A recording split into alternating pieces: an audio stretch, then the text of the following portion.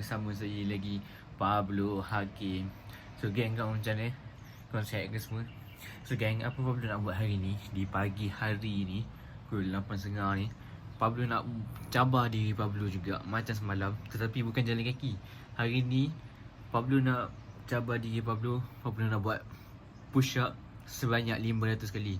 Tapi 500 kali tu bukan Pablo buat berterusan 1 sampai 500 tak. Pablo akan buat 50, 100, lepas tu rehat kejap 5 minit, lepas tu 50, 100, lepas tu rehat kejap 5 minit. So kau nak tunggu apa jadi, kau kena nantikan sampai habis. Okay gang, let's go. Jom kita mulakan sekarang juga.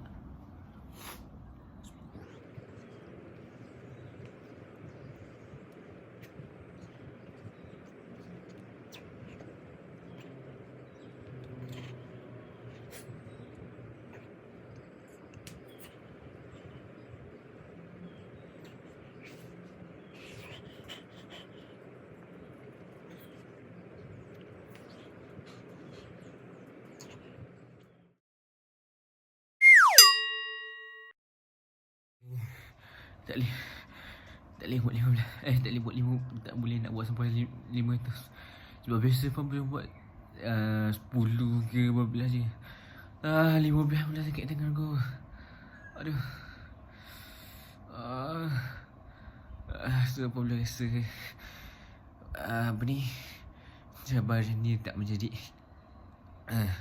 So kalau kau like, kalau kau suka dengan video ni, kau boleh like, comment and share. Yang mana belum subscribe, kau boleh subscribe juga. Tak lupa juga dekat akaun TikTok Pablo, kau boleh pergi follow akaun TikTok Pablo juga. Mana belum follow, pergi follow.